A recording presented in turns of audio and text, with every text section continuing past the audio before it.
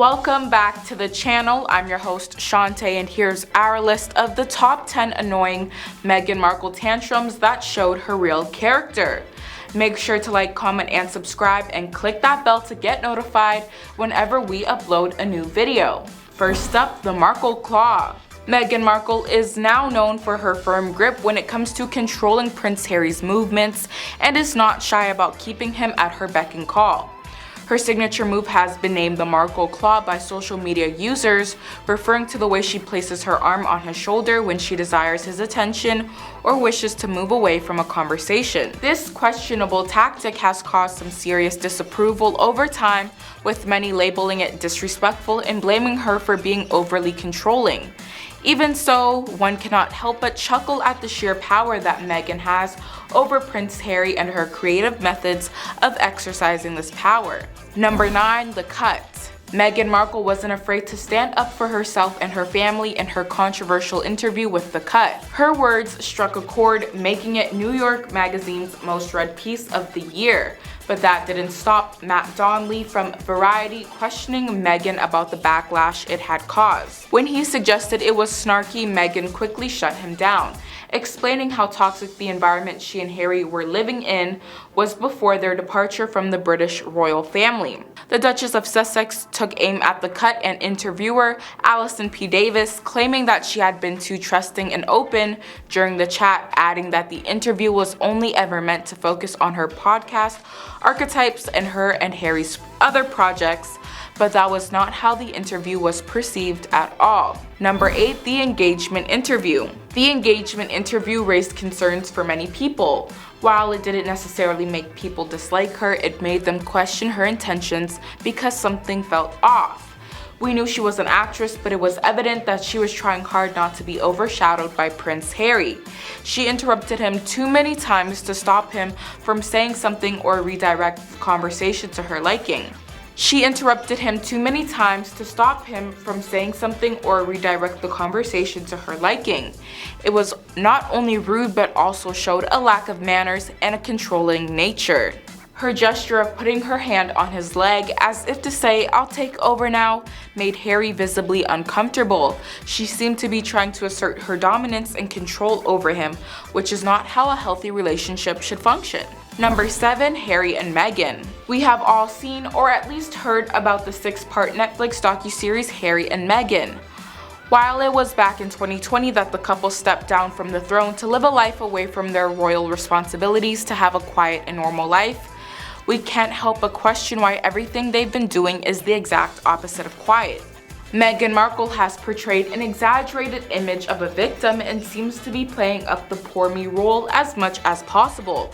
She has been going on many public speaking tours, trying her hardest to delegitimize the royal family in whatever way she can, all while pulling at everyone's heartstrings about how hard it is to become a mom and trying to gain everyone's sympathy. Meghan's been playing the victim card so hard that it's become a regular occurrence, where every other day we have to hear about how she's stepping down from charities or being blamed for something without reason. Number 6. Victimized. Playing into her woe is me role despite having gained a great deal of wealth, fame, and social status through her marriage to Harry, Meghan Markle often portrays herself in podcasts and interviews as someone who has been mistreated. This can seem conflicting to many as people struggle through life without all the resources that Meghan Markle possesses. While it seems clear from her media output that Meghan wants to portray herself as a strong person who got to where she is on her own efforts, her fame was largely achieved through marriage, and she comes across as insecure and vindictive. Number 5. The royals are liars. While Meghan's public image has faced criticism from the media and the public, she firmly believes that the royal family played a significant role in tarnishing her reputation by spreading false information. In her interview with Oprah Winfrey, Meghan expressed her disbelief at the expectation that she and Prince Harry would remain silent despite the royal institution's active involvement in perpetuating lies about them. Meghan said her press team did not defend her in the news, but journalists say many things were kept out of the newspaper when her press team said they were untrue. Her press team launched 2 IPSO complaints, winning one and losing the second. Number 4, mocking tradition. Meghan's portrayal of royal traditions in a sort of mocking way is pretty interesting. Like, there's this one scene in the docuseries where she totally exaggerates the royal curtsy she was supposed to do when meeting the Queen.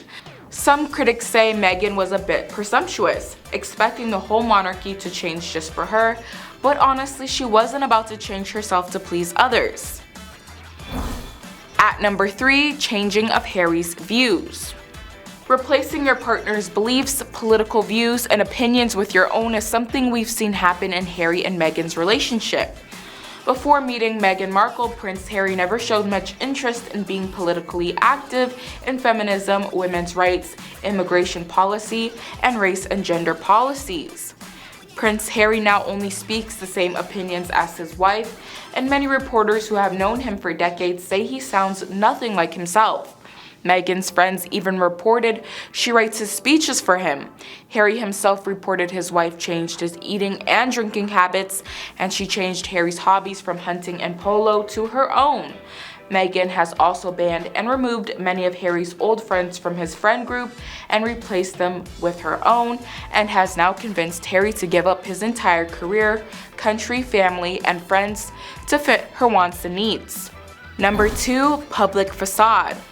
Meghan is often perceived as charming and charismatic, projecting a kind and compassionate image to the public.